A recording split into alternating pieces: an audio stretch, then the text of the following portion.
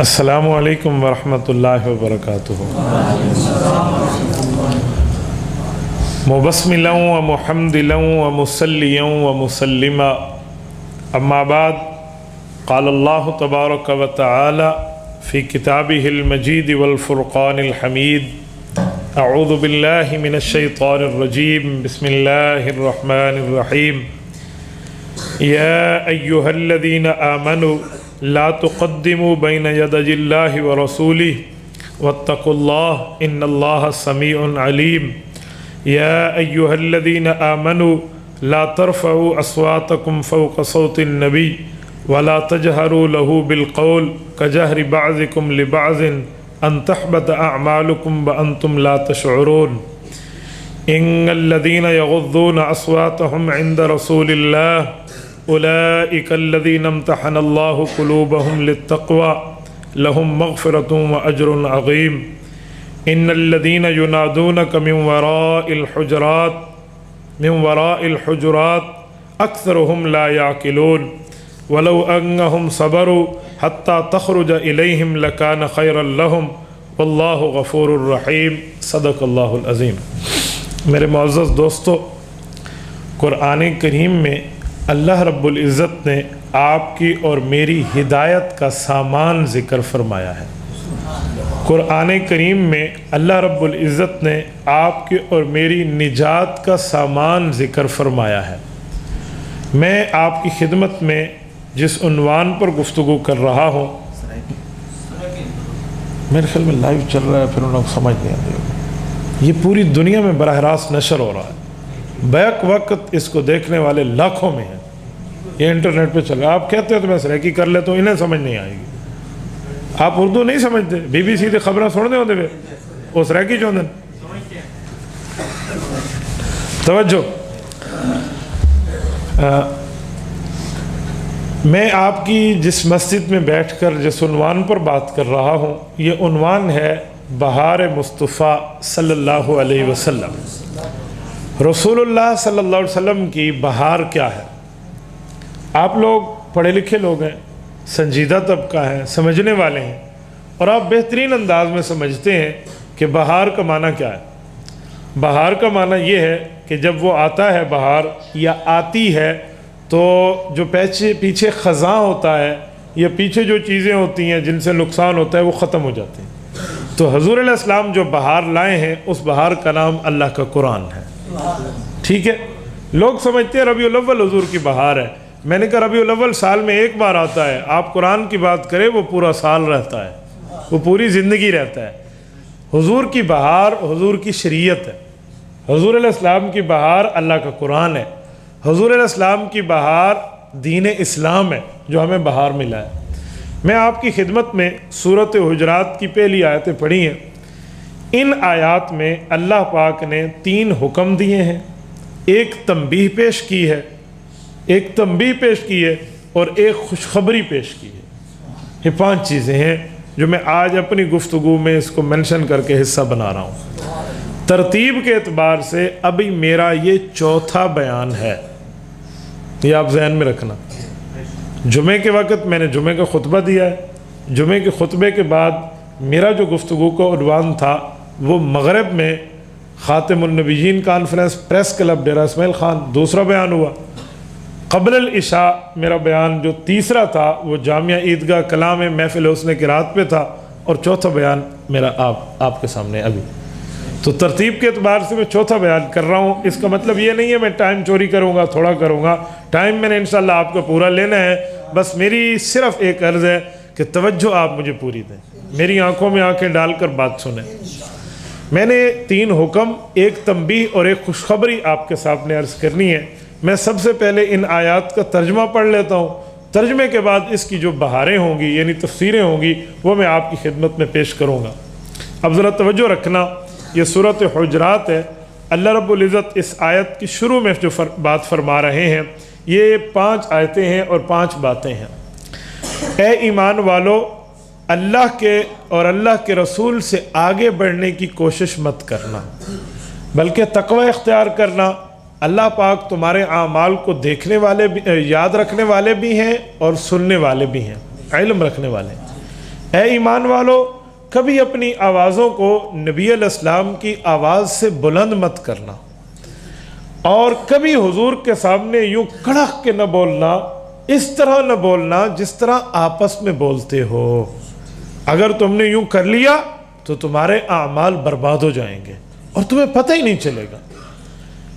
بے شک وہ لوگ جو اپنی آوازوں کو اللہ کے رسول کے سامنے آہستہ رکھتے ہیں، اونچا نہیں کرتے، یہ وہ لوگ ہیں جن کے دلوں کا اللہ امتحان لے چکا ہے، تو اللہ نے ان کے دلوں میں تقویٰ پایا ہے۔ بے شک یہ وہ لوگ ہیں جن کے لیے گناہوں کی معافی بھی ہے اور آخرت میں بڑا اجر بھی ہے۔ وہ لوگ جو حضور علیہ السلام کو آوازیں دے رہے تھے حضور علیہ السلام کے گھر کے پیچھے ٹھہر کے، یہ سادے لوگ ہیں، ان میں بات سمجھتے نہیں ہیں۔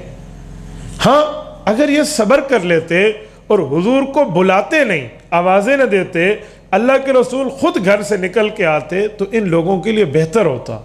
چلو جو ان بیچاروں سے ہو گیا ہے، اللہ پاک معاف کرنے والے بھی ہیں، رحمت کرنے والے بھی ہیں۔ یہ قرآن کریم کی آیات ہے۔ ان آیات میں اللہ پاک نے جو ہمیں حکم دیے ہیں، جو تنبیہ کی ہے اور جو خوشخبری دی ہے، یہ آج ہماری گفتگو کا حصہ ہے۔ میرے بھائیو، حضور پاک علیہ الصلوۃ والسلام کی برکت ہے کہ اللہ پاک قرآن کریم میں امت سے ڈائریکٹ مخاطب ہوتے ہیں۔ یا ایہا الذین آمنو، اس سے پہلے جتنی کتابیں اتری ہیں، کسی کتاب میں اللہ رب العزت نے ڈائریکٹ امت کو خطاب نہیں فرمایا۔ قرآن کریم میں دیکھیں نا، علی لسان داؤد، اللہ فرماتے ہیں میں نے داؤد کی زبان پر امت سے بات کی ہے، ڈائریکٹ نہیں کی۔ ڈائریکٹ امت کو مخاطب کرنا، اللہ بات کرے، یہ بہت بڑا شرف ہے، بہت بڑی عزت ہے، بہت بڑا مقام ہے، بہت بڑا درجہ ہے۔ یہ درجہ اللہ رب العزت نے اس امت کو جو دیا ہے وہ حضور اقدس صلی اللہ علیہ وسلم کی وجہ سے دیا، حضور علیہ السلام کی وجہ سے ملا۔ تو اس لیے یا ایھا الذین آمنوا فرمایا۔ امام نظام الدین شاشی رحمۃ اللہ علیہ بہت بڑے بزرگ ہیں، انہوں نے 50 سال کی عمر میں ایک کتاب لکھی ہے، اس کا نام ہے الخمسین، لوگ اسے اصول شاشی کہتے ہیں۔ وہ اپنے خطبے میں لکھتے ہیں وَأَعْلَى دَرْجَةَ الْمُؤْمِنِينَ بِكَرِيمِ خِطَابِهِ، کہا اللہ پاک نے امت محمدیہ سے پیار یوں کیا ہے کہ اسے اللہ نے ڈائریکٹ خطاب کیا ہے۔ وہ کیا ہے؟ یا ایھا الذین آمنو۔ اور یاد رکھو یہ قرآن پاک میں ایک جگہ نہیں ہے، علماء کی تحقیق ہے 90 بار اللہ نے قرآن کریم میں امت کو خطاب فرمایا ہے۔ یہ پہلا ہے یا ایھا الذین آمنوا لا تقولوا راعنا وقولوا انظرنا واسمعوا، یہ پہلے پارے کے 12ویں رکوع میں اللہ نے امت سے خطاب فرمایا ہے۔ اور یاد رکھیں حضور علیہ السلام کی اس بہار اور برکت کی وجہ سے اللہ رب العزت نے جب بھی امت سے خطاب فرمایا ہے یا ایھا الذین آمنوا کہہ کے، اس میں امت کی تعریف فرمائی ہے، امت کو احکام دیے ہیں۔ یہ حضور صلی اللہ علیہ وسلم کی برکت ہے۔ اور یاد رکھیں حضور علیہ الصلوۃ والسلام کی یہ برکتیں کیوں ہیں؟ کیونکہ حضور علیہ السلام کبھی اپنی امت کو نہیں بھولے۔ میں ایک جملہ بولتا ہوں، سنیں۔ جب بندہ ایک بستی میں رہتا ہے، دیہات میں رہتا ہے، 2-4 بندوں سے اس کا واسطہ ہے، اگر یہ وہاں سے کوئی ممبر منتخب ہو کے تھوڑا سا آگے چلا جاتا ہے تو لوگ اپنی عوام کو بھول جاتے ہیں۔ آپ نے جملہ سنا ہوگا نا کہ اب یہ اسلام آباد والے بن گئے ہیں، ان کو ہم یاد نہیں ہیں۔ ہم کہتے ہیں نا اب تو صدروں سے ملنے والا ہے، اب تو بڑوں سے ملنے والا ہے، اب ہمیں کیا پوچھے گا۔ یہ لوگ تانا دیتے ہیں اپنے بندوں کو، اپنے ممبروں کو۔ کیوں؟ جب وہ کسی بڑے میں بیٹھے گا، 4 میں بیٹھے گا، 5 میں بیٹھے گا، مجمع میں بیٹھے گا، تو وہ اپنے سے چھوٹوں کو بھول جاتا ہے۔ لیکن حضور علیہ الصلوۃ والسلام کی ذات اقدس، اللہ کے رسول صلی اللہ علیہ وآلہ وسلم کا مزاج یہ نہیں ہے۔ حضور اپنی امت کو کہیں بھی نہیں بھولے۔ یاد رکھیں اس دھرتی پر سب سے بڑا رتبہ بیت اللہ کا ہے۔ بیت اللہ کے سامنے ٹھہر کے اللہ کے رسول نے فرمایا تھا یا بیت اللہ ما اعظمک، بیت اللہ تیری عظمت اتنی نہیں ہے جتنی ایک مومن کی خون کی عظمت ہے۔ یعنی ناحق قتل کرنا کسی کو بیت اللہ کے گرا دینے سے بڑا جرم ہے۔ اتنی عظمت اس مومن کے ناحق قتل کی اللہ کے رسول نے بیان کی۔ تو بیتullah جتنا بڑا مقام، ادھر بھی اللہ کے رسول امت کو نہیں بھولے. اگلا جملہ، بیتullah جیسے ادھر سب سے افضل ہے، ایسے آسمانوں میں سب سے افضل اللہ کا عرش ہے. آسمانوں میں سب سے افضل اللہ کا عرش ہے. جیسے اس دھرتی پر بیتullah کا مقابلہ کسی مقام کا نہیں ہے، ویسے آسمانوں میں عرش معلیٰ کا مقابلے کا مقام بھی موجود نہیں ہے. وہ اللہ کا عرش ہے. اس اللہ کے عرش پہ جب اللہ کے رسول کا جانا ہوا، رسول اللہ صلی اللہ علیہ وسلم جب عرش پر تشریف لے گئے اور وہاں پہنچے، اللہ رب العزت کی بارگاہ میں عرض کیا، التحیات للہ والصلوات والطیبات. اے اللہ، زبانی باتیں، مالی باتیں، بدنی باتیں، جو عبادتیں ہو سکتی ہیں، جو تحیت ہو سکتی ہے، جو اچھائیاں ہو سکتی ہیں، میں ان سب کا تحفہ اللہ تیرے لیے لایا ہوں. ٹھیک ہے. اس کے جواب میں اللہ نے کیا فرمایا؟ السلام علیکہ ایھا النبی. اے پیارے پیغمبر، آپ کو تحفہ قبول ہے، میں اس تحفے کے بدلے میں آپ پر اپنی سلامتی بھیجتا ہوں. اے میرے نمائندہ، نبی نمائندہ خدا ہے نا، اے میرے نمائندہ، میں آپ پر سلامتی بھیجتا ہوں. اور ایھا النبی میں جتنا پیار چھپا ہوا ہے نا، میں اس کو لفظوں میں نہیں سمجھا سکتا. آپ لوگوں کو میں ایک احساس دلاتا ہوں، اس سے آپ سمجھیں گے. بیٹا باپ کے سامنے ٹھہرا ہو، ماں کے سامنے ٹھہرا ہو، یا شاگرد اپنے استاد کے سامنے ٹھہرا ہو، استاد یا ماں باپ اپنے بیٹے اپنے شاگرد کو کہیں، میرا بیٹا یوں نہیں ہے، یوں ہے، میرا بیٹا تو نے بہت اچھا کیا. ایک ہے تو نے یہ کام اچھا کیا، ایک ہے کام میں بیٹے کا ذکر لفظ لاؤ، بیٹا بہت اچھا کیا.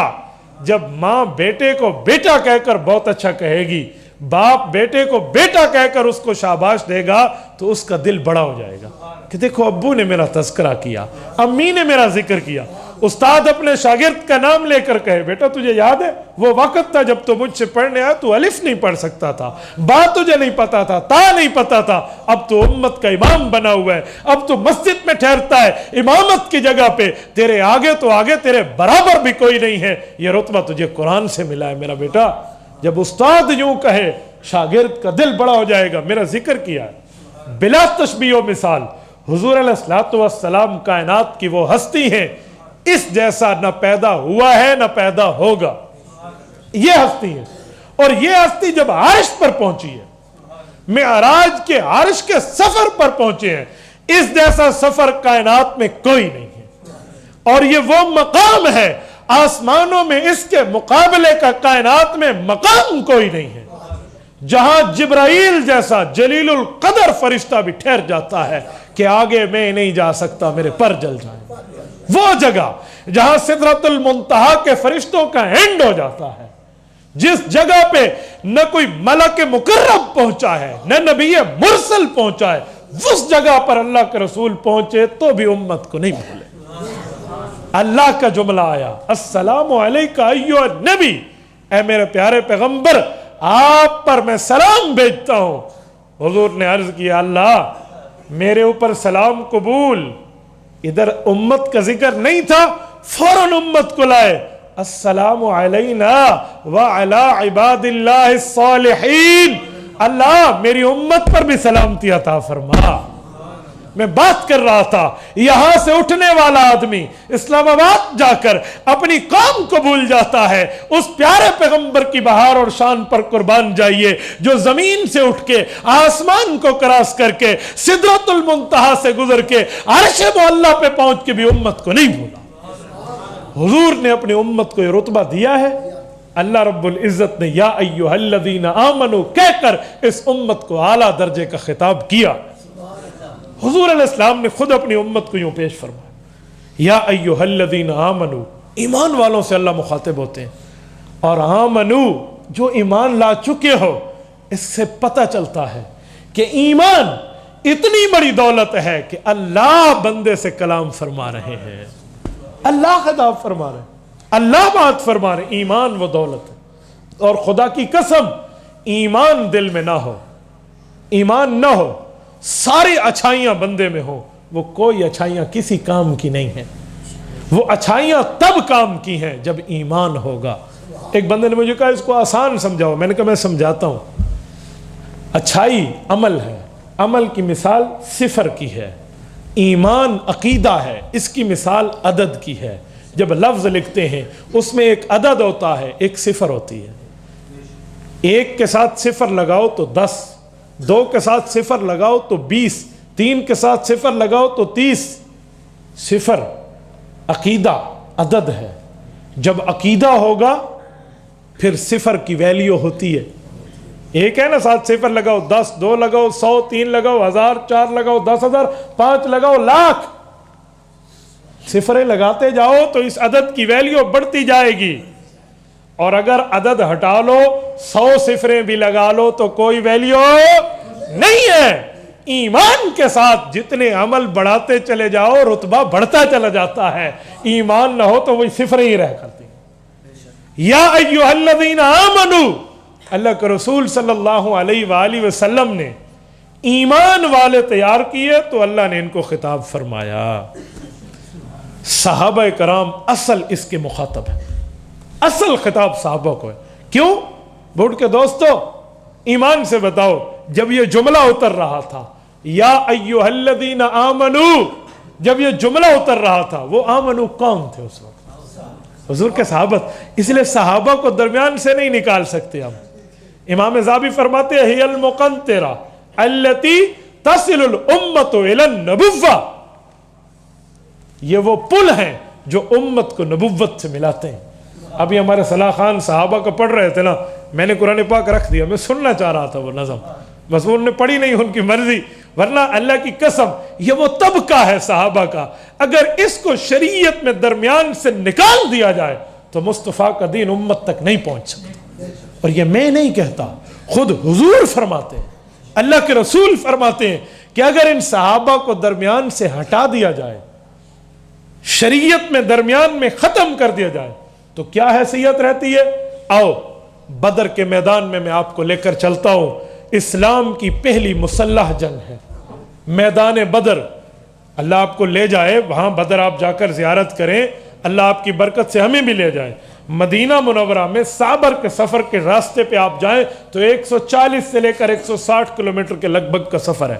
پرانے زمانے کے 80 پکے میل بنتے ہیں، وہ ڈبل کریں تو 140 کے لگ بھگ کا سفر ہے. میں 2 بار بدر سے گزرا ہوں، 2 بار یہاں گیا ہوں. یہ وہ جگہ ہے جہاں اللہ کے رسول موجود ہیں. وہاں ایک مسجد ہے جس کا نام ہے جامع عریش. اس مسجد کا ایک پس منظر ہے، وہ کیوں بنی تھی اس کی وجہ ہے. وہاں جائیں تو پورا لکھا ہوا ہے. ویسے حدیث کی کتابوں میں بھی ہے، صحیح بخاری جلد 2 کتاب المغازی میں بھی اس کی تفصیل موجود ہے. باقی سیرت حلبیہ میں اس پر امام برہان الدین حلبی رحمہ اللہ بڑے اچھے طرز پہ کلام فرماتے ہیں. امام سہیلی نے روز الانف میں لکھا ہے، اور دارالعلوم دیوبند کے شیخ التفسیر مولانا ادریس کاندلوی رحمۃ اللہ علیہ نے سیرت المصطفیٰ میں لکھا ہے. اب وہ کیا واقعہ سنیں.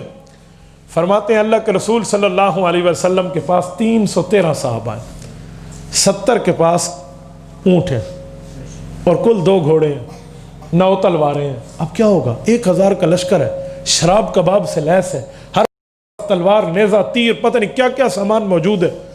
اسباب کی دنیا میں تو یہ زیرو ہے. اللہ کے رسول صلی اللہ علیہ وسلم نے ایک رات دعائیں مانگی ہیں.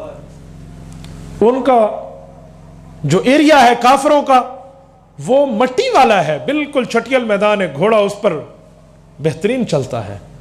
اور یہ ریت والا ہے، اس پر گھوڑے کا پاؤں اینڈ ہو جاتا ہے، بندہ بھاگتے ہوئے لڑے تو اس کا پاؤں درمیان میں پھنس جاتا ہے، آدھے نا پیر خوب بہت ہے. یہ حال ہے. حضور نے دعا مانگی ہے، اس دعا کا اثر نظر آیا کہ بارش ہو گئی. جب بارش ہوتی ہے تو وہ کیچڑ بن جاتا ہے، یہ زمین پتھر بن جاتی ہے. یہ پہلی مدد ہے. اور اس دعا میں جو اللہ کے رسول کی دعا ہے، خدا کی قسم بندہ دنگ رہ جاتا ہے.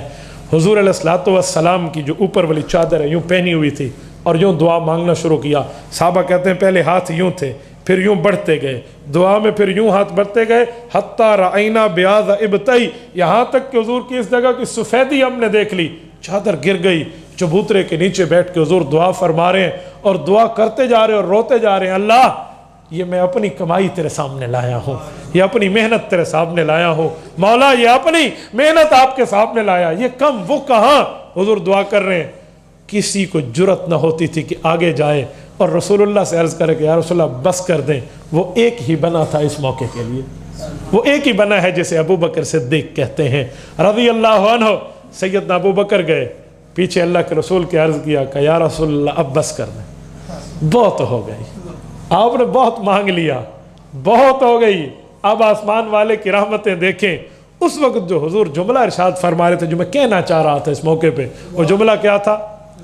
اللہم ان تہلک ہذہ العصابہ لا تعبد فی الارض، یہ جملہ تھا۔ میرے اللہ یہ مٹھی بھر جماعت آج ختم ہو گئی نا، ہمیں نہیں لگتا آپ کی عبادت زمین میں ہو سکے گی۔ یہ حضور نے جملہ ارشاد فرمایا۔ اس سے پتہ چلا کہ صحابہ درمیان سے ہٹ جائیں تو دین نہیں پھیلا جا سکتا۔ یہ دلیل ہے اس بات کی، جو میں نے کہا نا کہ صحابہ ہٹا دیں تو پھر دین نہیں پہنچتا، اس کی دلیل حضور کے فرمان سے ہے، لا تعبد فی الارض، یہ اللہ کے رسول نے خود فرمایا اگر یہ ختم ہو گئے تھے۔ یہ وہ شخصیت ہے صحابہ کی۔ تو اصل خطاب یا ایھا الذین آمنوا یہ صحابہ کرام کو ہے جو اس وقت موجود تھے۔ اور اسی پر ایک بات ایڈ کرتے ہوئے میں آگے چلوں، حضور علیہ الصلوۃ والسلام اپنے پیاروں سے محبت فرماتے تھے۔ یہ جملہ جو میں نے کہا ہے نا کہ اپنے صحابہ کو عزیز رکھتے تھے، اپنے صحابہ سے پیار کرتے تھے۔ کیسا؟ کانت رسول اللہ صلی اللہ علیہ وسلم شہرا بعد الرکوع یدعو علی رعل و ذکوان، یہ صحیح بخاری کتاب المغازی جلد 2 کی روایت حضرت انس کے واسطے سے رضی اللہ عنہ۔ ایک بار اللہ کے رسول صلی اللہ علیہ وسلم کے پاس رعل اور ذکوان قبیلے کے کچھ شریر لوگ آئے اور آقا کہنے لگے ہم ایمان لائے ہیں، ایمان لائے ہیں، اوپر سے منافقت کر کے کہا کچھ بندے ہمیں دے دیں جو ہمیں پڑھائیں، ہمارا بہت بڑا قبیلہ ہے، ہمیں سمجھائیں۔ اللہ کے رسول صلی اللہ علیہ وسلم نے 70 صحابہ کا انتخاب فرمایا، 70 صحابہ کو چنا، 70 صحابہ جو ماہر تھے، کوئی قرآن کا، کوئی تجوید کا، کوئی فقہ کا، کوئی شریعت کا، کوئی حدیث کا، کوئی اسلام کا، کوئی مذاہب کا، کوئی مسئلوں کا، یوں ماہر اکٹھے کر کے دیے کہ لے جاؤ ان کو۔ ان کافروں نے ان 70 صحابہ کو راستے میں دھوکہ دے کر شہید کر دیا۔ یہ صحابہ شہید ہو گئے ہیں۔ جب ان کی شہادت کی اطلاع اللہ کے رسول تک آئی، کانت شہران، حضرت انس کہتے ہیں 1 مہینہ اللہ کے رسول صلی اللہ علیہ وسلم رکوع فرماتے نماز کا، نماز کے رکوع کے بعد سمع اللہ لمن حمدہ یوں کھڑے ہوتے تو ہاتھ اٹھا لیتے، یدعو علی رعل و ذکوان، ان 2 قبیلوں پہ ریل اور زکوان والے جو آئے تھے ان کے خلاف دعا کرتے اللہ کے رسول۔ میں نے خلاف دعا کیوں کہا؟ بد دعا نہیں کہا، بد دعا نہیں کہا، خلاف دعا کہا۔ یہ بھی ادب سمجھ لو۔ ہمارے حضرات اکابر علماء دیوبند فرماتے ہیں رسول اللہ صلی اللہ علیہ وسلم کی کوئی چیز بد نہیں ہے، حضور کی کوئی چیز بد نہیں ہے۔ الٹی دعا کسی کے خلاف کرو تو آپ کی اور میری دعا بد ہو سکتی ہے، ہم اسے بد دعا کہہ سکتے ہیں۔ عشق رسالت کی بنیاد یہ ہے کہ پیغمبر کی اس دعا کو بد دعا نہ کہو، یہ کہو ان کے خلاف دعا کی تھی، یہ کوئی ان کے خلاف۔ یہ جو جملہ لوگ کہتے ہیں نا بد دعا کی تھی، یہ جملہ غلط ہے۔ پیغمبر کا کوئی فعل بد نہیں ہے، پیغمبر کے ہر فعل میں حسن موجود ہے، پیغمبر کے ہر کام میں خوبصورتی موجود ہے، کسی جگہ اس کو غلط اور برا نہیں کہا جا سکتا۔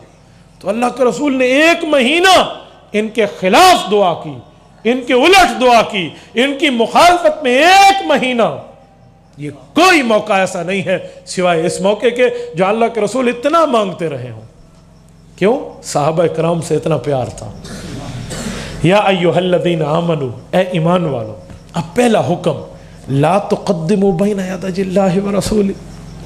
سن لو، جب فیصلہ اللہ کا آئے، اللہ کے رسول کا آئے، تم نے آگے نہیں بڑھنا۔ بس جہاں بات حضور کی آ جائے بات ختم، آگے ہم نہیں چل سکتے۔ اللہ کا فرمان آ جائے ہم آگے نہیں چل سکتے۔ یہ مزاج امت کا ہونا چاہیے۔ یہ پہلا حکم ہے، لا تقدموا، قدم یقدم تقدیم۔ توجہ رکھنا، یہ 2 موبائل میں آپ کو دکھا رہا ہوں، یہ یوں نیچے رکھ دیں، یوں پڑے ہوں برابر، ایک موبائل آگے ہو تو اسے کہیں گے قدم الرابطہ، اس نے اپنی موبائل آگے کر دی۔ اخر الرابطہ، اسے پیچھے کر دیا۔ یہ قدم اور اخر کا معنی ہے۔ تو فرمایا لا تقدموا بین یدی اللہ ورسولہ، جب فیصلہ اللہ کا ہو یا اللہ کے رسول کا ہو، آپ کسی لمحے آگے بڑھنے کی جرات نہ کرنا۔ یعنی سمجھایا جا رہا ہے دین مذہب، اسلام، ایمان، شریعت یہ ہے جہاں اللہ اللہ کا نبی کہہ دے بس ہو گیا، اپنے طور پہ آگے نہیں چلنا۔ اردو میں ایک لفظ چلتا ہے، اپنے منہ میاں مٹھو نہیں بڑھنا، اپنے منہ میاں مٹھو نہیں بننا، اپنے پیٹ سے مسئلے نہیں نکالنے، اپنے اندر سے مسائل عقائد بنا کر جو ہے نا کیا کہتے ہیں نہیں پھیلانے۔ نہیں، مسئلہ وہ جو آمنہ کے در یتیم نے دیا ہے، عقیدہ وہ جو میرے اللہ نے دیا ہے، آگے نہیں چلنا، چاہے کسی کو کتنا ہی اچھا کیوں نہ لگے، یہ قوم بہت اچھا ہے، نانا لا تقدموا بین یدی اللہ ورسولہ۔ تمہیں اچھا لگتا ہے، حضور کو اچھا نہیں لگتا تھا، جب حضور نے نہیں کیا ہم نہیں کریں گے، بس یہ فیصلہ ہونا چاہیے۔ اور سنیں رسول اللہ صلی اللہ علیہ وسلم کے فیصلے کی طاقت، شریعت اس کو کس حد تک جو ہے نا رتبہ دیتی ہے، جو اللہ کے رسول صلی اللہ علیہ وسلم کا فیصلہ ہو۔ یہ سورت نمبر 33 سورت احزاب ہے، اس کی آیت نمبر 36 ہے، یہ 22ویں پارے کا پہلا صفحہ ہے۔ حضور علیہ السلام کے فیصلے کی power of the decision of the messenger صلی اللہ علیہ وسلم، حضور کے فیصلے کی مقام مرتبہ کیا ہے؟ وَمَا كَانَ لِمُؤْمِنٍ وَلَا مُؤْمِنَةٍ إِذَا قَضَى اللَّهُ وَرَسُولُهُ أَمْرًا أَن يَكُونَ لَهُمُ الْخِيَرَةُ مِنْ أَمْرِهِمْ وَمَن يَعْصِ اللَّهَ وَرَسُولَهُ فَقَدْ ضَلَّ ضَلَالًا مُبِينًا۔ فرمایا اگر مؤمن رہنا چاہتے ہو اے مردو، ایمان والے رہنا چاہتے ہو، اور ایمان والیاں رہنا چاہتی ہو اے عورتوں، دونوں کا ذکر کیا، مرد ہو تب، عورت ہو تب۔ اگر صاحب ایمان یا صاحبۃ الایمان رہنا چاہتا یا رہنا چاہتی ہے تو کیا کرے؟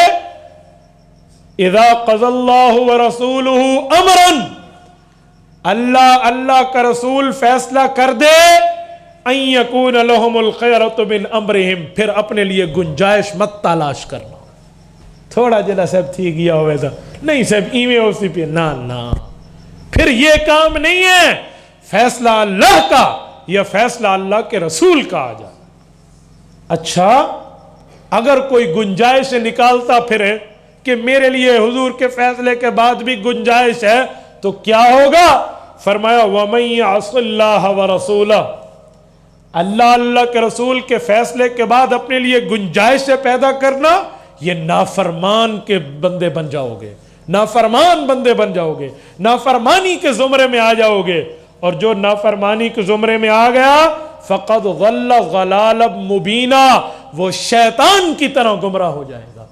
میں نے شیطان مانا کیوں کیا ہے؟ یہاں لفظ نہیں ہے شیطان کا، شیطان کے لیے انہو لکم عدو مبین، جملہ وہ اس کے لیے، اور یہاں فقد ضل ضلالا مبینا وہی جملہ اس کے لیے۔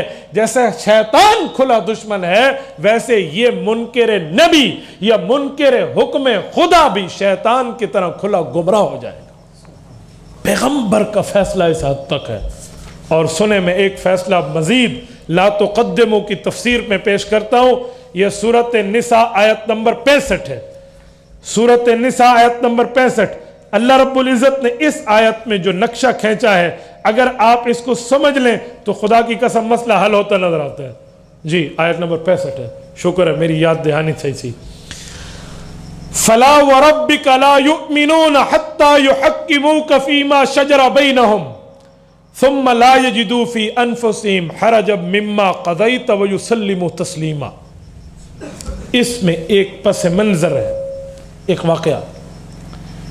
کسی شخص نے حضور علیہ السلام کی دربار میں حاضری دی ہے، اور وہ شخص خود کو مومن کہتا تھا منافق، اوپر سے جی صاحب میں تمہارے نال ہوں صحیح، جیسے منافقین کی عادتیں ہیں۔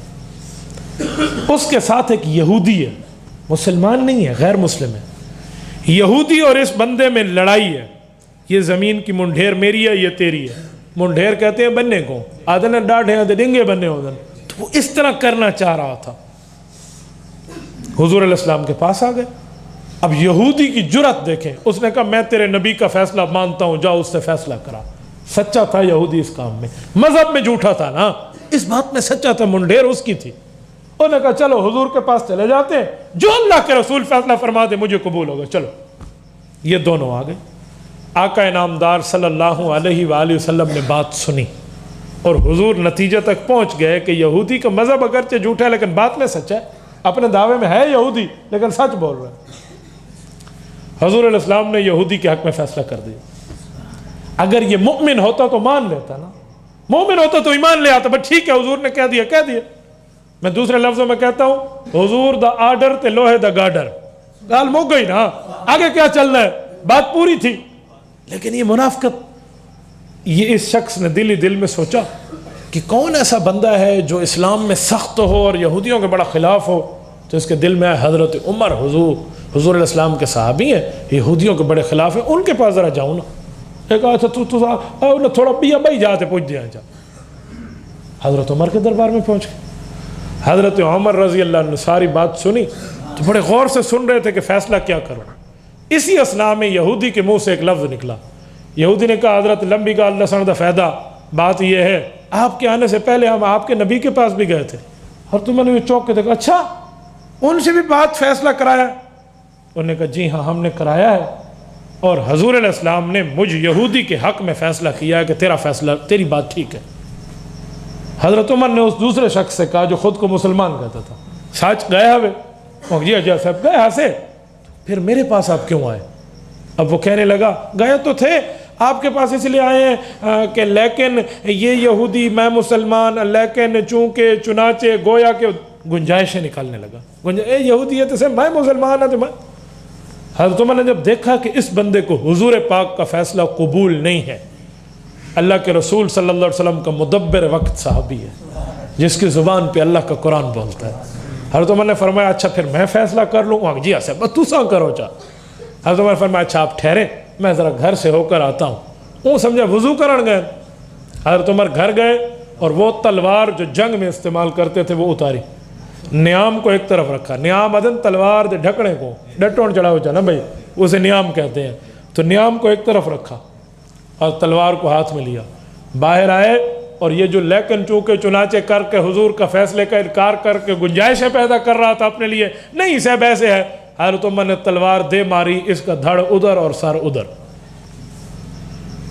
ہاہو پڑ گئی ہر علاقے میں، کیا ہو گیا کیا ہو گیا؟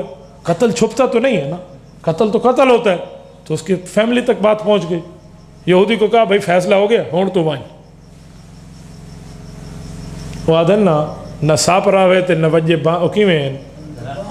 نہ بانس رہے نہ بجے بانسری، ٹھیک ہے ہون ہر شے موک گئی، مونج کوٹی گئی ہے جول بھائی، یہودی تو چل پڑا بھائی ہون تو پکا بننا سدھا تھی آگیا۔ لیکن اس کی فیملی والے، اب سنیں ذرا جو میں سمجھانا چاہ رہا ہوں فیصلہ، اس کے فیملی والے حضور علیہ السلام کے پاس آئے کہ ہم حضور سے فیصلہ کریں، ہمارا بندہ تو مومن تھا فلاں تھا فلاں تھا۔ ابھی تک اللہ کے رسول کے سامنے یہ بات نہیں آئی کہ عمر نے اس کے ساتھ یہ کیا ہے، اور حضرت عمر نے یہ کام اپنے اجتہاد سے کیا تھا، کوئی حضور کی طرف سے حکم بھی نہیں آیا تھا۔ حضرت عمر کے پاس اس کے فیملی والے حضرت عمر کے خلاف حضور کے پاس پہنچ گئے اور ساری بات کر دی، تو حضور علیہ السلام نے فرمایا عمر کو بلاؤ، اس کی بات بھی سنے نا، عمر کو بلاؤ۔ اور بورڈ کے دوستو ایک بات یاد رکھنا، کبھی فیصلہ کرنا پڑ جائے کہیں تو دونوں فریقوں کی بات سنا کرو، کسی ایک کی سن کے فیصلہ نہ کیا کرو۔ میں جب قضاء کا کورس پڑھ رہا تھا قاضی بننے کا، یہ جو مفتی کے بعد ایک کورس ہوتا ہے جس میں فیصلے کرنے کی بات سکھائی جاتی ہے، ایک قاضی دا سرائکی ترجمہ تیسی ست تھی جرا ساتھ مقید ہے، یہ اس کی بنیاد کیا ہے؟ اس میں ایک بات ہمارے سامنے آئی جو میں تجربہ پیش کر رہا ہوں، وہ یہ ہے، کہا پتہ نہیں اب کسی بزرگ کا قول ہے، میرا ذہن میں اس کا نام نہیں ہے لیکن کوئی بڑا آدمی ہے، ان کا قول یہ ہے کہ بیٹا تیرے سامنے کوئی آئے نا فیصلہ کرانے اور آنکھ اس نے اپنی ہتھیلی پہ رکھی ہوئی ہو کہ بے میری آنکھ فلانے کڈھی ہے، یوں کہے کہ فلاں آدمی نے میری یہ آنکھ نکالی ہے مجھے حق لے کر دو، تو فرمایا کبھی اس کی بات پہ اعتماد نہ کرنا، ہو سکتا ہے یہ دوسرے کی دو آنکھیں نکال کے آ رہا ہو سکتا ہے، بات دونوں کی سننی چاہیے، کہا ایک دن ہی سننی، فیصلہ جب کرنا ہے نا تو پھر فیصلہ ایسے فاستوت طرفان برابر کے درجے میں کرنا ہے، اور اگر فیصلے میں جھکاؤ آ گیا تو یاد رکھو ایک فیصلہ پھر اللہ کے دربار میں بھی ہونا ہے، فیصلے میں رسول اللہ صلی اللہ علیہ وسلم کے دین کو دیکھو، فیصلہ کرنے میں شریعت اسلامیہ کو دیکھنا ہے، پھر وہ نہیں ہوتا قاضی شریح کی عدالت میں حضرت علی پر کیس آیا تھا اور حضرت علی کو قاضی نے بلا لیا سامنے. قاضی شریح کیا اور علی کہاں؟ لیکن اس نے سامنے ٹھہرایا. حضرت علی نے اپنی گواہی میں اپنے بیٹے کو حضرت حسن کو پیش کیا اور حضرت حسن کوئی عام شخصیت نہیں ہے. میں آگے پڑھتا ہوں یخرج منہم اللؤلؤ والمرجان میں تفسیر الدر منصور سے پیش کرتا ہوں کہ امام حسن ہے کون. امام حسن کا پسینہ ان بندوں کے خون سے بھی افضل تھا، اتنا بڑے درجے والا. امام حسن کو پیش کیا تو قاضی کہنے لگا امیر المؤمنین آپ بڑے ہیں، میں آپ کے رعایا ہوں، لیکن اس وقت فیصلہ میں کر رہا ہوں، میں قاضی ہوں. آپ کا بیٹا حسن آپ کا بیٹا ہے، آپ کے حق میں باپ کے حق میں بیٹے کی گواہی نہیں چلتی. زنا کا فیصلہ آیا تھا نا، یہودی نے کہا میری ہے، حالانکہ حضرت علی کی تھی، تو بیٹے نے کہا میں نے ابو کو لے کر دی تھی، زنا تو میری تھی. تو کہا بیٹے کی گواہی باپ کے حق میں نہیں چلتی، لہٰذا زنا آپ کے پاس کیسے آیا؟ آپ کے پاس تو ثبوت ناکافی ہے. یہ منظر دیکھ کے وہ جھوٹ بولنے والا یہودی بھی ایمان لے آیا تھا. یار مسلمانوں کا انصاف کیسا ہے، مسلمانوں کا انصاف کس چیز کا نام. اور یاد رکھو انصاف پر ایک بات چلیے تو میں اسی روشنی میں ایک جملہ کہوں. حضرت عمر کا دور تھا، سیدنا عمر رضی اللہ عنہ کے دور میں دربار لگا ہوا ہے. ایک شخص بہت اچھی گفتگو کر رہا تھا، اسی کے اوپر دو بچوں نے اٹھ کر الزام لگایا، بچے بھی بڑے تھے نوجوان تھے. اس بندے پہ الزام لگایا امیر المؤمنین یہ ہمارے باپ کا قاتل ہے. یکایک ماحول سناٹے میں چھا گیا. سارے وہ جو پارلیمنٹ تھی حضرت عمر کی شورا تھی وہ حیران ہو گئے. حضرت عمر نے اس کی طرف دیکھ کے پوچھا یہ بچے کیا کہہ رہے ہیں؟ انہوں نے کہا امیر المؤمنین یہ سچ کہہ رہے ہیں،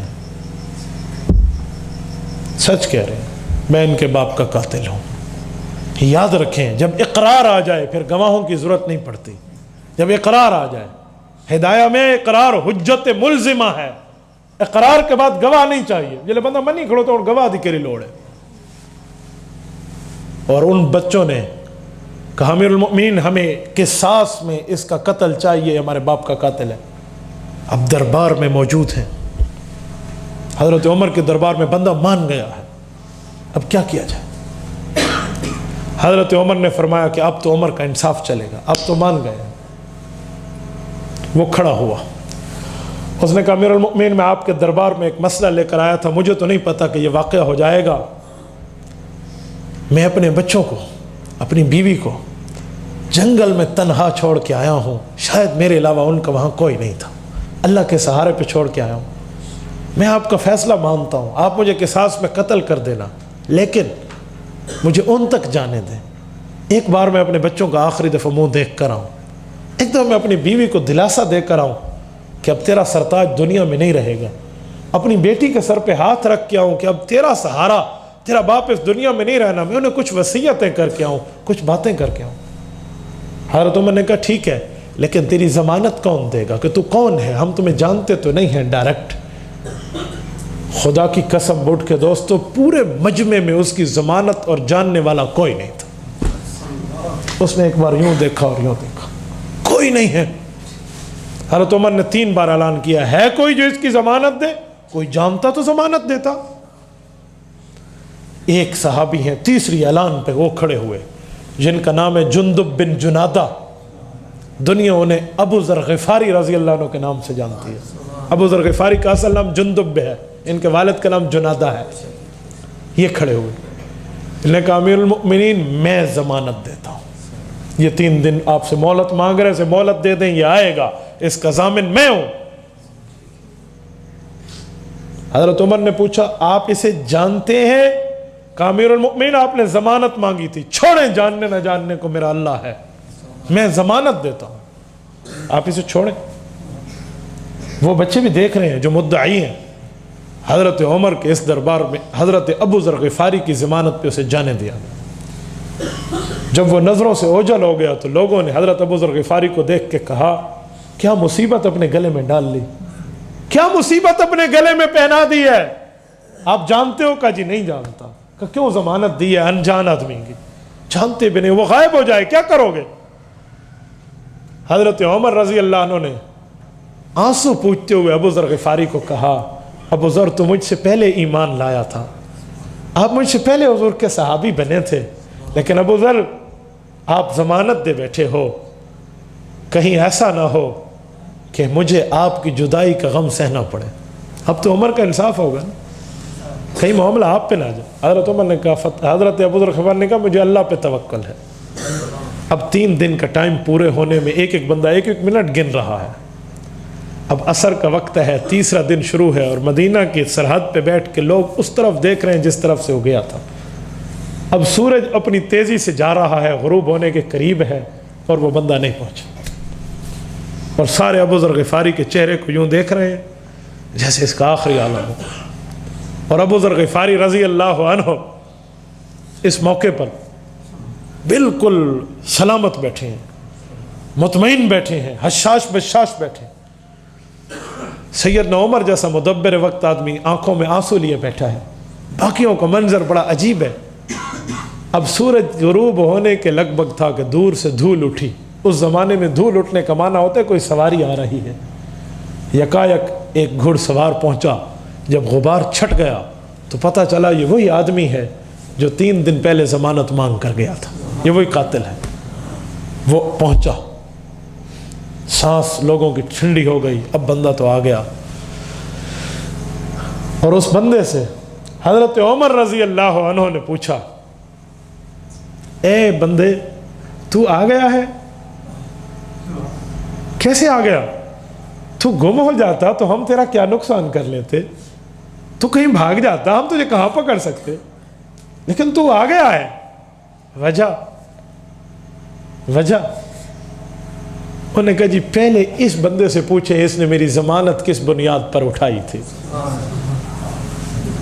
ابو ذر غفاری کھڑے ہوئے, کہا جی پوچھیں. حضرت عمر نے پوچھا آپ نہ جاننے کے باوجود اس کی ضمانت کیوں اٹھائی ہے؟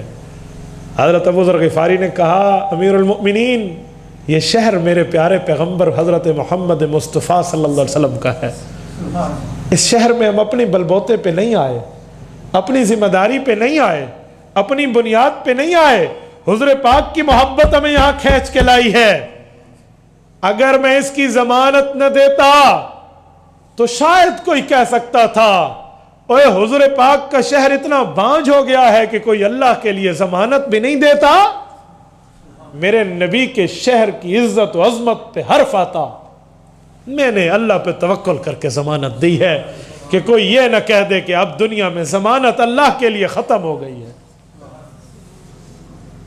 اس بندے سے حضرت عمر نے پوچھا, اچھا اس نے بتا دیا, اب تو بتا تو کیوں آئے؟ اس نے کہا امیر المؤمنین آپ کے مجمع میں مجھے کوئی جاننے والا نہیں تھا. میں نے جو 3 دن مانگے میں اپنے بچوں کو نصیحتیں کرنے گیا تھا. میں نصیحتیں کر کے آیا ہوں, اور بچوں کو یوں چھوڑ کے آیا ہوں جیسے بغیر مرغی کے سہارے چوزے گھومتے ہیں. میں اسی لیے واپس آیا ہوں کہ کوئی یہ نہ کہہ دے کہ حضور کے شہر میں وعدہ وفا کرنے والا اب کوئی نہیں رہا ہے. مجھے بھی حضور پاک کے شہر کی عزت اور عظمت اور حرمت کا پاس تھا. حضرت عمر کے جلاد نے تلوار نکالی, اور وہی دونوں بچے جو اپنے باپ کے قتل کے قصاص کی مدعیت میں بات کر رہے تھے, وہ حضرت عمر کے سامنے آگے کہا روک دو. کہا امیر المؤمنین ہم نے اسے معاف کر دیا ہے. کہا بیٹا وہ کیوں؟ کہا اب کوئی یوں نہ کہہ دے کہ مدینہ حضور کا شہر ہے, یہاں کوئی معاف کرنے والا نہیں رہا, یہاں کوئی معاف. تو میں بات آپ کی خدمت میں کر رہا تھا, فیصلہ جب کرنا چاہیے دونوں کی برابری کی بنیاد پر کرنا چاہیے. یہ میں نے اس لیے بات چلائی تھی تاکہ میں سمجھا پاؤں کہ جب فیصلہ کرنا ہو تو کسی ایک رائے کو نہ دیکھا کرو, دونوں باتیں سنا کرو. یا ایھا الذین آمنوا لا تقدموا بین یدی اللہ ورسولہ, اے ایمان والو کبھی اللہ کے رسول کے فیصلہ آ جانے کے بعد آگے مت ہونا, بس وہی رہنا. واتقوا اللہ, پیغمبر اور پیغمبر کے خدا کا فیصلہ مان لینے کے بعد تقوی اختیار کرنا. تقوی کسے کہتے ہیں؟ کعب احبار ایک بہت بڑے بزرگ ہیں جو تورات انجیل کے عالم تھے. حضرت عمر کے دور میں ایمان لائے اور تابعی بنے. حضرت عمر اور ان کی ایک دن بات چل رہی تھی علمی مجلس میں کہ تقوی کسے کہتے ہیں. تو حضرت عمر نے پوچھا کعب بتاؤ آپ کے ہاں تقوی کسے کہتے ہیں؟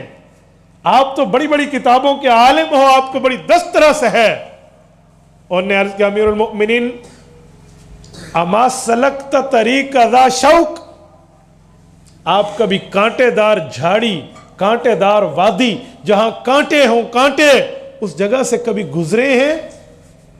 امیر المؤمنین حضرت عمر فرمان لگے نام سلکت مرارا, کئی بار گزرا ہوں, کئی بار مجھے اتفاق ہوا کانٹوں کی جگہ سے گزرنا پڑے. کہ کیف سلکت, کیسے چلتے ہو وہاں جہاں کانٹے ہو؟ حضرت عمر فرمان لگے شممت ثیابی ثم سلکت, میں اپنے کپڑوں کو لپیٹ لیتا ہوں, سمیٹ لیتا ہوں, پھر چلتا ہوں.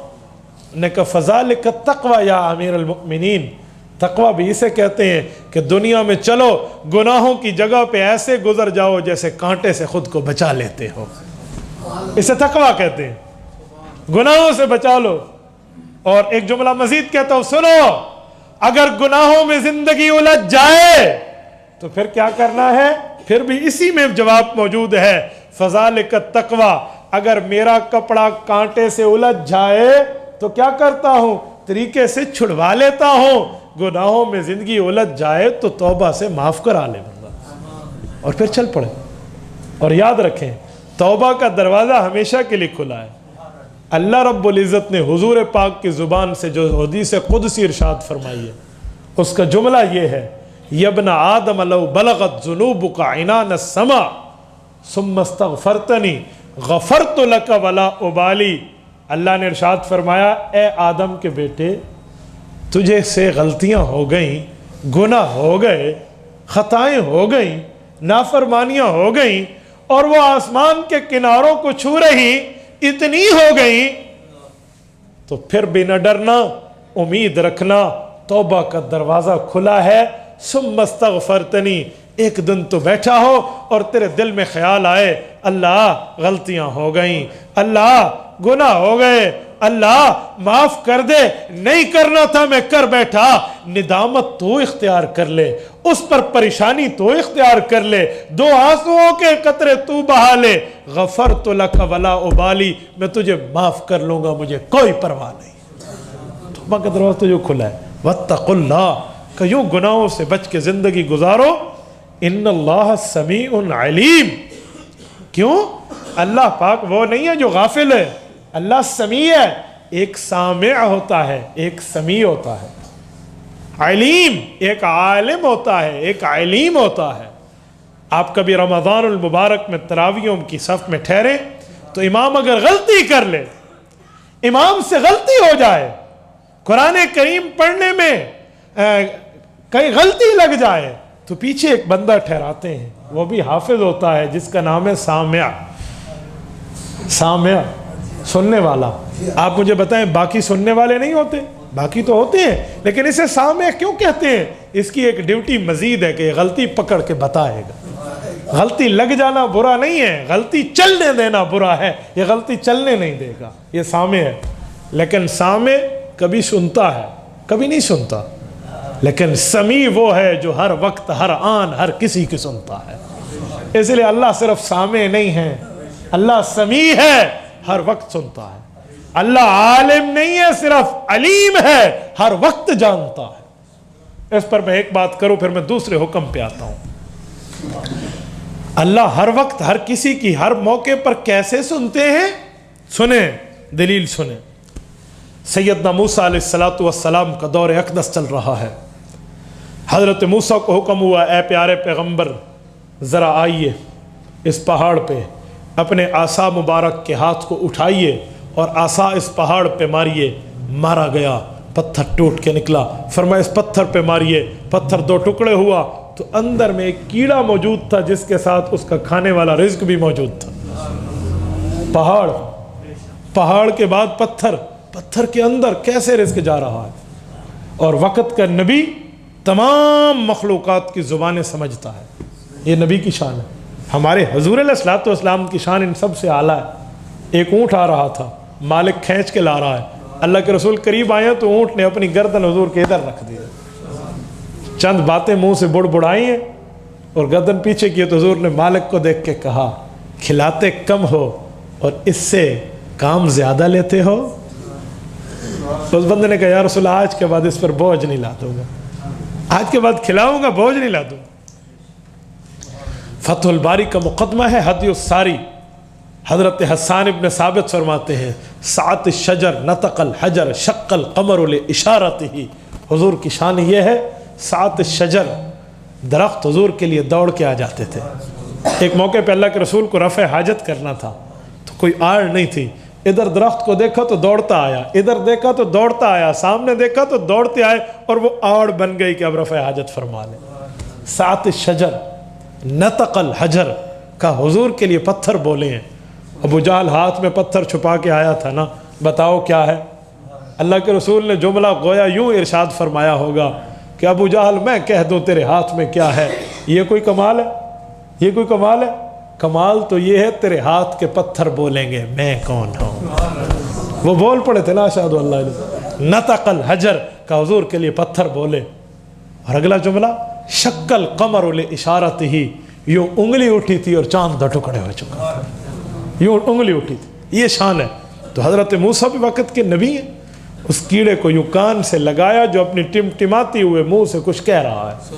حضرت موسیٰ جملہ سمجھیں تو 5 باتیں کر رہا تھا، سبحان من یرانی یعرف مکانی یسمع کلامی یرزقنی ولا ینسانی، 5 جملے کہہ رہا ہے۔ اے اللہ تیری پاکیزگی بیان کر رہا ہوں جو مجھے اس جگہ بھی دیکھ رہا ہے، اے اللہ تیری پاکیزگی بیان کرتا ہوں جو مجھے جان رہا ہے، میرے بارے میں معلومات رکھتا ہے، میری جگہ جانتا ہے۔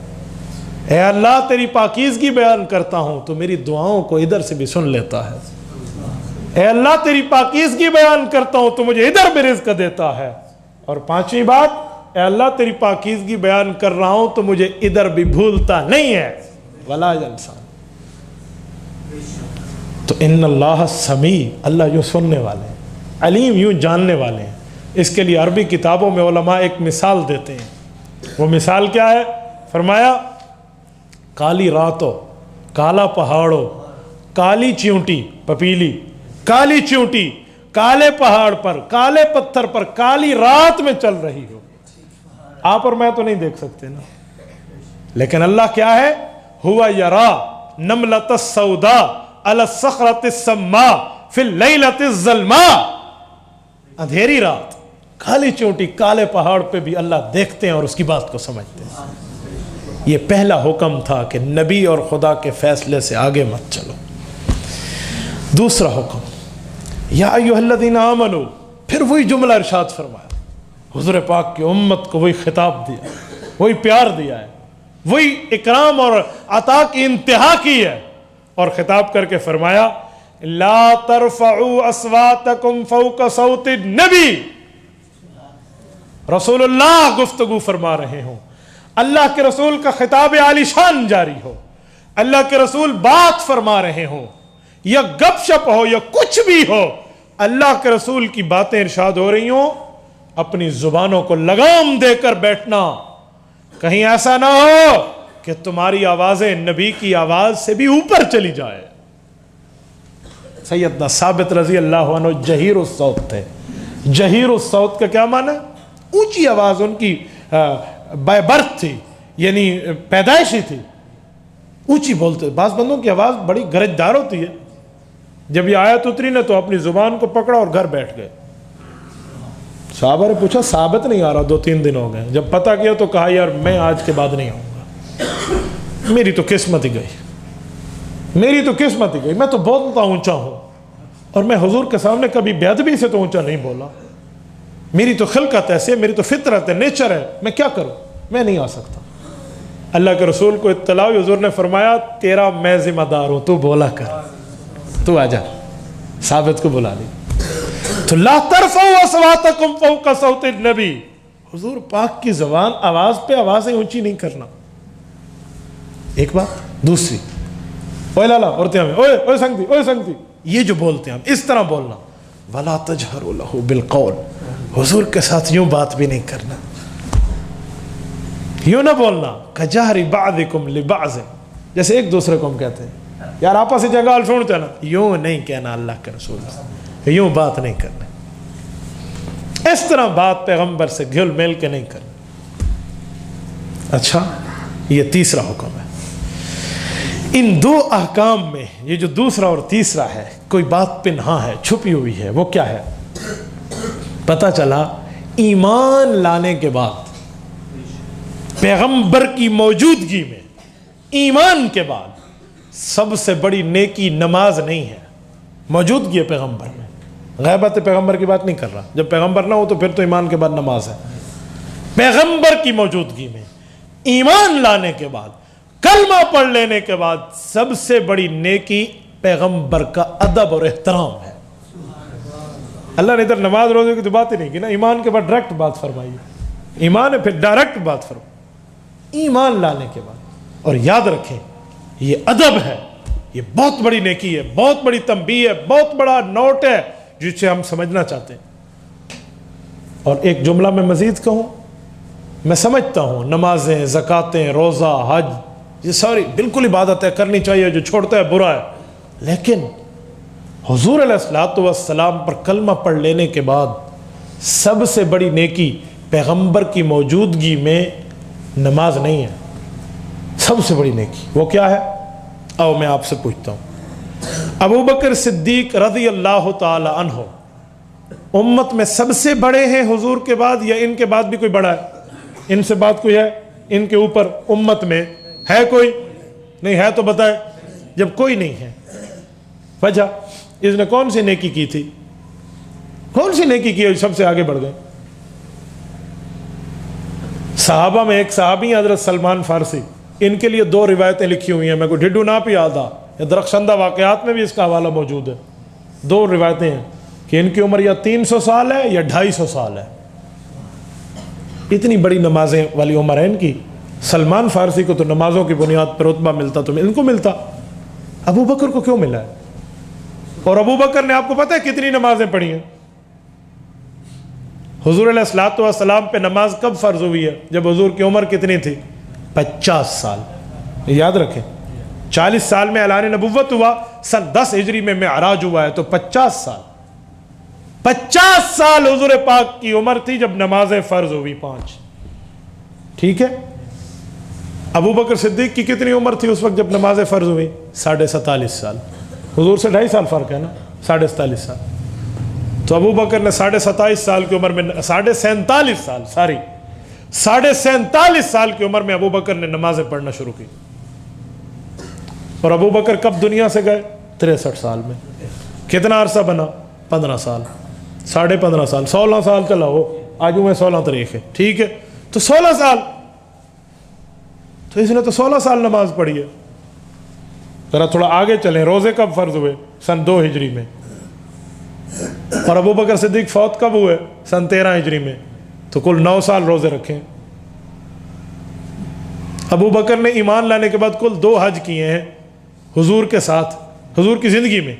ایک حضور کی طرف سے امیر بن کے گئے تھے، اور ایک حضور کے ساتھ کیے ہیں۔ حضور کی زندگی میں 2 حج، باقی سفروں میں روایات میں آ بھی جائے تو 4 حج بنتے ہیں، بس 4 حج ہیں، 9 سال روزے ہیں، اور 16 سال کی نمازیں ہیں۔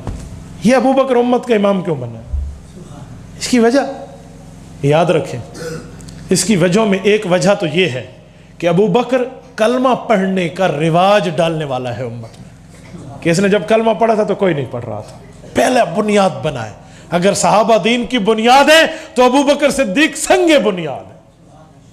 اور ایک وجہ اور ہے، اس بندے نے جو نیکی کی ہے نا، وہ نیکی صحابہ میں کوئی نہیں کر سکا۔ ایمان لانے کے بعد جب کوئی بندہ پیغمبر کے چہرے کو دیکھ لے، وہ کیا بن جاتا ہے؟ کیا بن جاتا ہے؟ اور صحابی کا رتبہ کیا ہے؟ کروڑوں دنیا کے امام اعظم ابو حنیفہ مل جائیں، کروڑوں شیخ عبد القادر جیلانی، محبوب سبحانی، ذل رحمانی مل جائیں، پر ایک صحابی کا مقابلہ نہیں ہو سکتا۔ عبداللہ بن مبارک امام بخاری کے استاد کے استاد ہیں۔ امام بخاری کہتے ہیں جب میں چھوٹا تھا مجھے سب سے پہلے کتاب جامع عبداللہ پڑھائی گئی، جی میں ایسا بال کو نورانی قاعدہ پڑھنے ہیں۔ عبداللہ بن مبارک امیر المؤمنین فی الحدیث فرماتے ہیں کہ مجھ سے کسی نے پوچھا کہ حضرت معاویہ افضل ہیں یا عمر بن عبدالعزیز افضل ہیں؟ تو انہوں نے ایک جملہ ارشاد فرمایا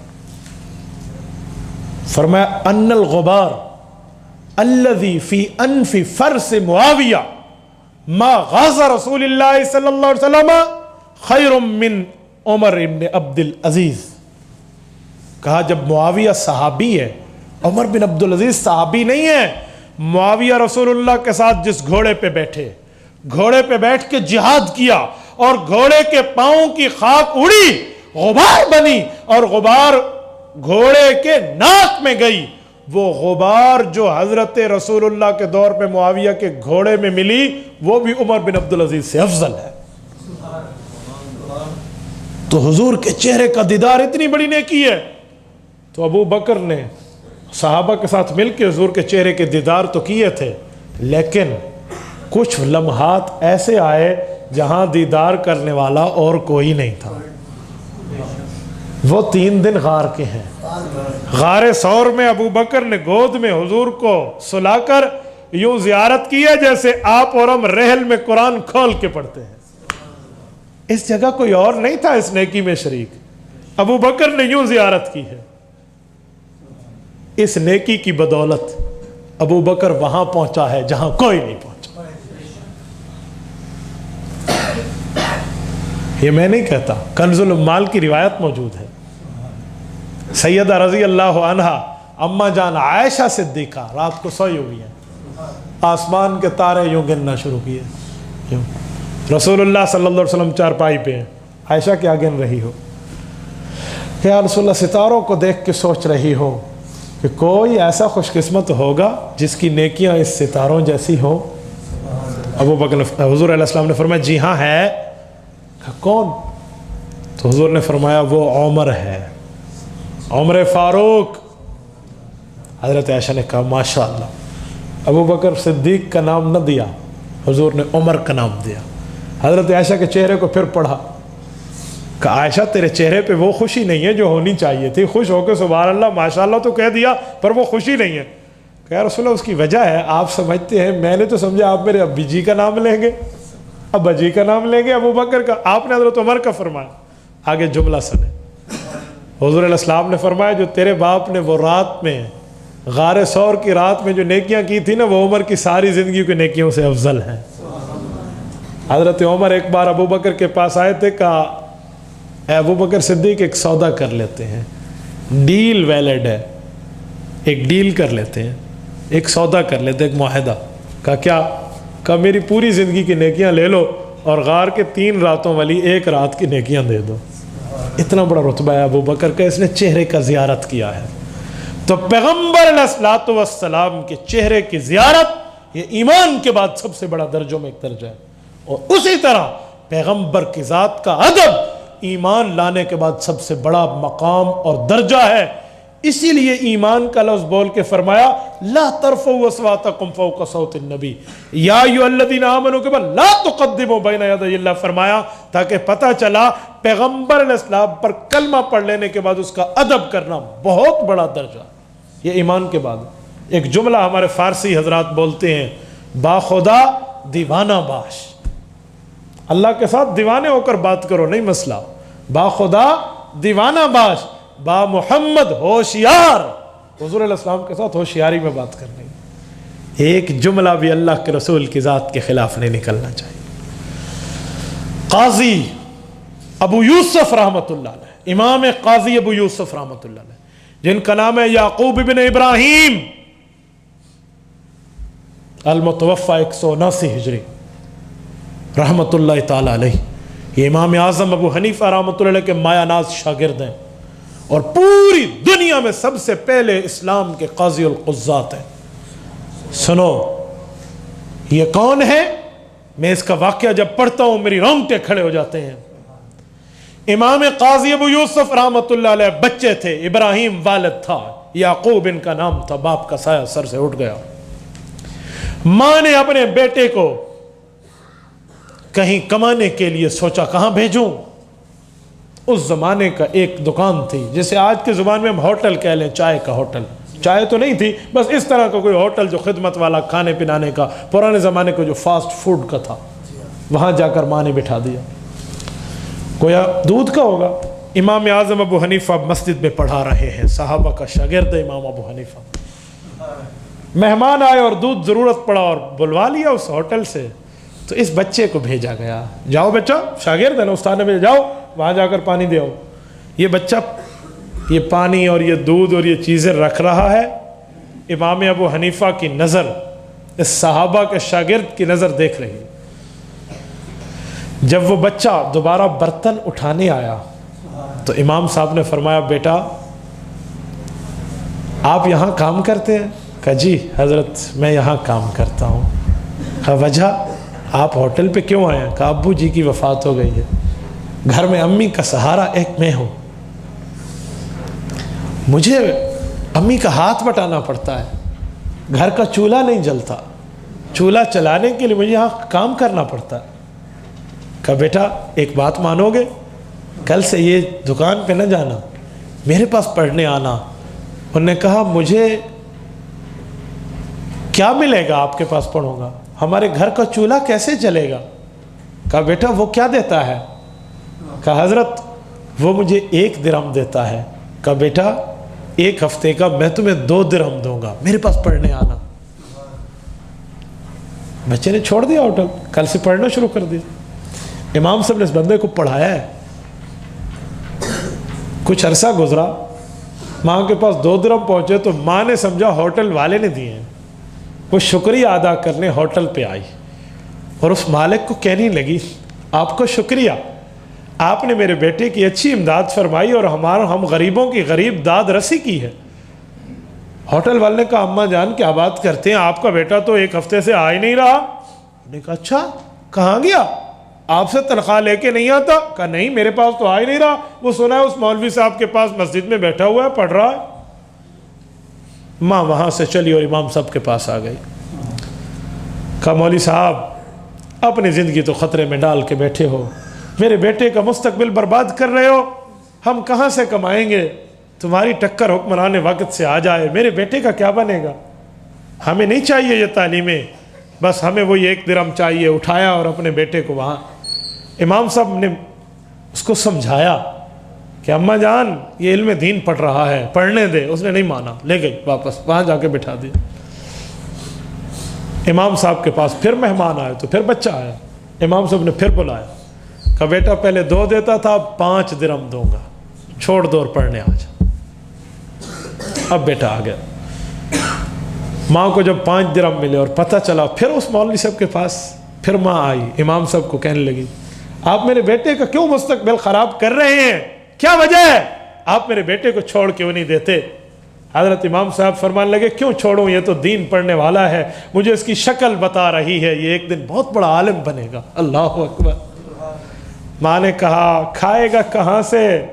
सुने दोस्तों, इमाम आज़म के मुंह से जुमला निकला, अल्लाह की कसम, हदीस पाक में अल्लाह के रसूल फरमाते हैं कुछ अल्लाह के बंदे वो हैं जो किसी बात पे कसम उठा लें तो अल्लाह उनकी कसम को पूरा कर देते हैं। इमाम साहब ने फरमाया अम्मा जान एक वक्त आएगा ये बादशाहों की खुराकें खाएगा। उस्मान ने कहा बस ऐसी बातें हैं, कहती हुई चली गई।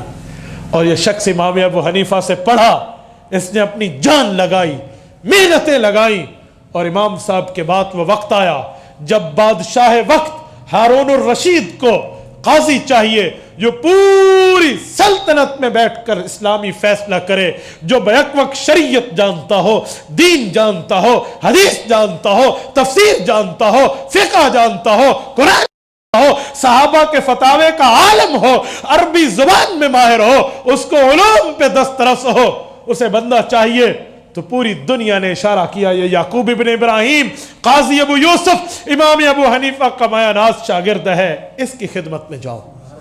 बादशाह वक्त चल के आया और मिन्नतें करके इसरार करके काजी उल कुज़्ज़ात बना दिया, और ये बैठे हैं वहाँ फैसले कर रहे हैं। बादशाहों से बढ़ के इज्जत है। एक दिन पिस्ता, बादाम, फालूदा ये खाने के लिए इनके सामने पेश हुआ। ये बादाम और पिस्ता उस जमाने में बादशाहों की खुराकें थी।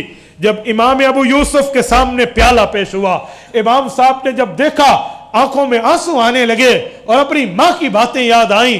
بادشاہ نے سوچا میرے خوراک پہ اعتراض کر رہا ہے. بادشاہ نے کہا مولانا حضرت قاضی صاحب آپ کیا کہہ رہے ہیں؟ آپ کو یہ کھانا پسند نہیں ہے؟ یہ ہمیں کبھی کبھی ملتا ہے، میں آپ کو روزانہ بھجواؤں گا، آپ راضی کیوں نہیں ہیں؟ امام ابو یوسف نے کہا امیر المؤمنین آپ کے کھانے پہ اعتراض نہیں ہے، آپ کی ڈش پر آبجیکشن نہیں ہے.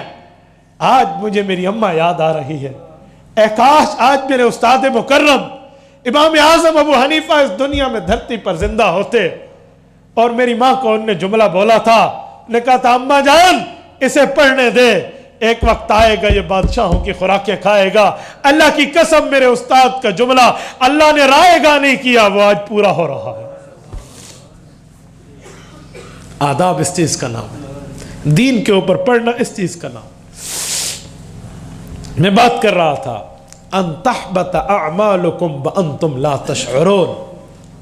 اللہ نے فرمایا پیغمبر کے ساتھ بیٹھتے ہوئے یوں کلام نہ کرنا جیسے ایک دوسرے سے کرتے ہو، کہیں یہ نہ ہو کہ تمہارے اعمال ضائع ہو جائیں اور تمہیں پتہ ہی نہ چلے. پیغمبر کے ادب کرنے میں بندے کا ایمان ہے، ادب نہ کرنے میں بے ادبی میں بندے کا نقصان اور اعمال کا ضائع ہونا. گیا پورے سال دے نمازاں، گئی پوری زندگی کی عبادتیں، گئی پوری زندگی کی ریاضتیں، گئی پوری زندگی کی نیکیاں، اب کچھ نہیں بچا، تو نے بے ادبی ادھر کی ہے. جب صحابہ قلم اٹھا کر حضور کو لکھتے تھے تو ایک شاعر نے ایک جملہ کہا کہ وہ یوں کہتے تھے کہ اے قلم جھک جا، ادب کا مقام ہے، تیرے نوک کے نیچے میرے محبوب صلی اللہ علیہ وسلم کا نام ہے. یہ 3 حکم پورے ہوئے اور آگے جو خوشخبری دی ہے وہ خوشخبری کیا ہے؟ چوتھی چیز، ان الذین یغضون اصواتهم عند رسول اللہ، یغضون اصواتهم عند رسول اللہ.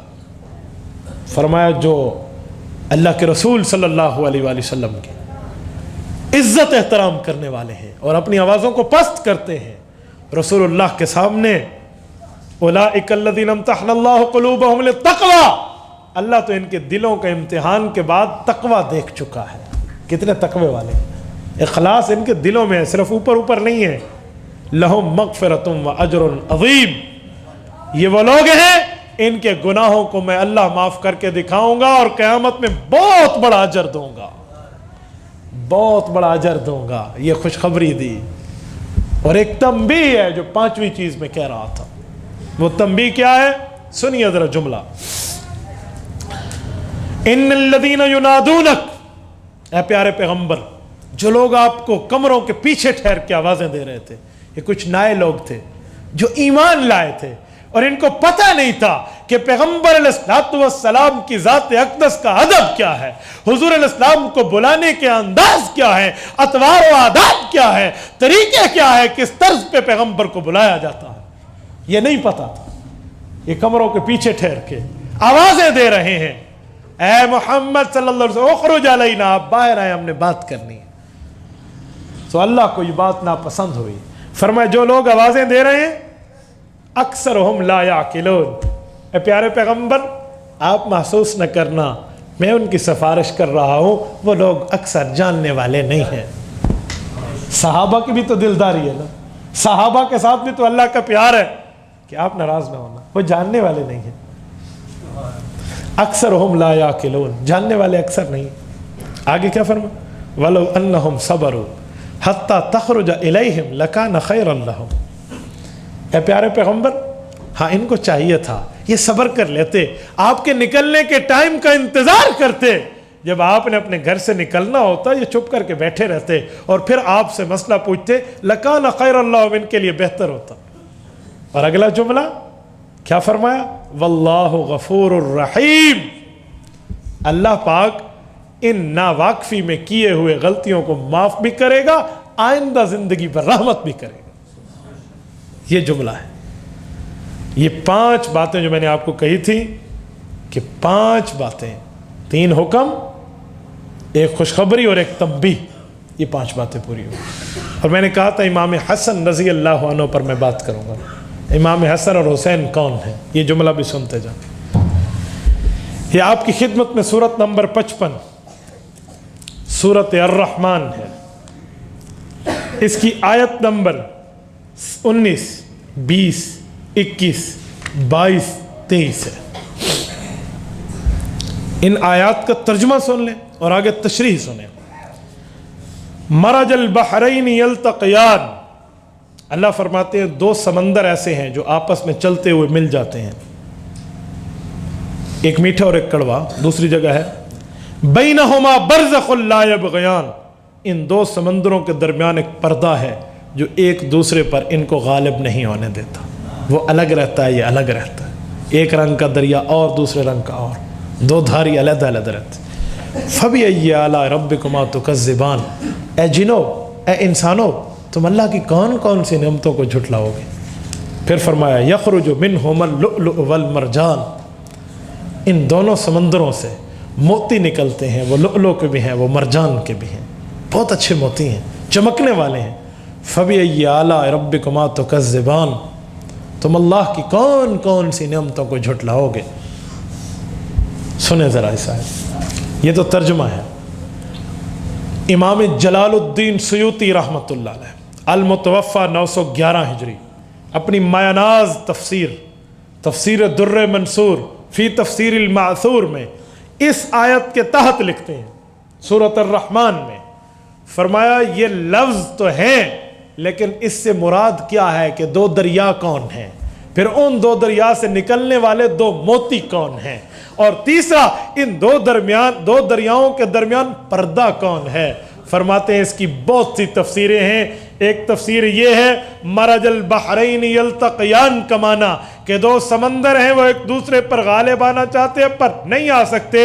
ایک سمندر سے مراد سیدنا علی المرتضی رضی اللہ عنہ کی ذات ہے، دوسرے سمندر سے مراد حضرت اماں جان فاطمۃ الزہرا رضی اللہ عنہ کی ذات اقدس ہے۔ ایک طرف علی ہیں ایک طرف فاطمہ ہیں، اللہ نے ان کو دو سمندروں سے تعبیر فرمایا، بینہما برزخ، درمیان میں جو پردہ ہے وہ اللہ کے رسول کی ذات ہے، جس کا تعلق بیٹی سے بھی ہے، جن کا تعلق علی سے بھی ہے، بیٹی سے رشتہ باپ والا ہے، علی سے رشتہ داماد والا سسر والا بھی ہے، اور چچزاد بھائی والا بھی ہے، استاد والا بھی ہے، نبی والا بھی ہے، یہ تمام رشتے ہیں۔ بینہما برزخ، ان دو کے درمیان جو درمیانی آڑ ہے وہ اللہ کے رسول کی ذات ہے۔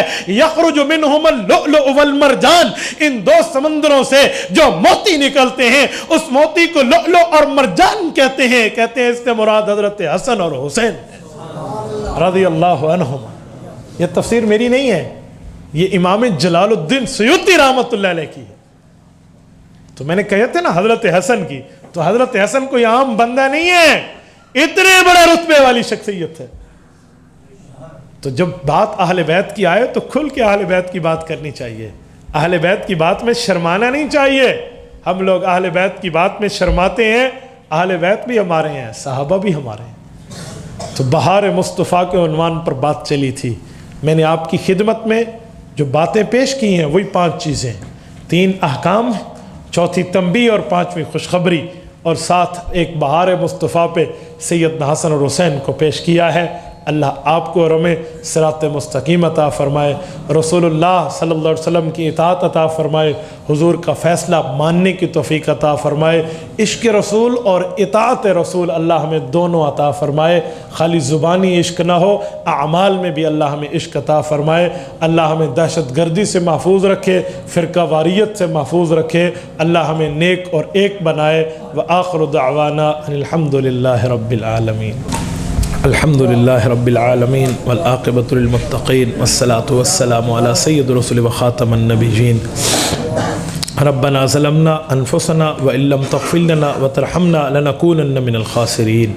اے اللہ اس محفل کو قبول فرما، اللہ ہمیں رسول اللہ کی اطاعت عطا فرما، اے اللہ ہمیں حضور پاک علیہ الصلوۃ والسلام کی محبت عطا فرما، اے اللہ اس پروگرام میں جو گفتگو ہوئی ہمیں اس پہ عمل کی توفیق عطا فرما، اے اللہ اس شہر کو امن کا گہوارہ بنا، ہمارے شہر اور ہمارے ملکوں کو امن کا گہوارہ بنا، ان کی حفاظت فرما، حفاظت کرنے والوں کی گھروں کی حفاظت فرما، اللہ باران رحمت عطا فرما، اے اللہ رحمت کے ساتھ باران عطا فرما، بیماریوں کو ختم فرما، جراثیم کو ختم فرما، اے میرے مولا رحمت اور برکت عطا فرما، جو ہاتھ اٹھائے ہوئے ان کے دل میں جو جائز اور حاجات اور خواہشات اور ضروریات ہیں اللہ ان تمام کو پورا فرما. صلی اللہ تعالی علی خیر خلقہ محمد وعلی آلہ واصحابہ اجمعین. ماسٹر محمود صاحب کے والد فوت ہو گئے ہیں. اللہم اغفر لحینا و میتنا و شاہدنا و غائبنا و صغیرنا و کبیرنا و ذکرنا و انسانا.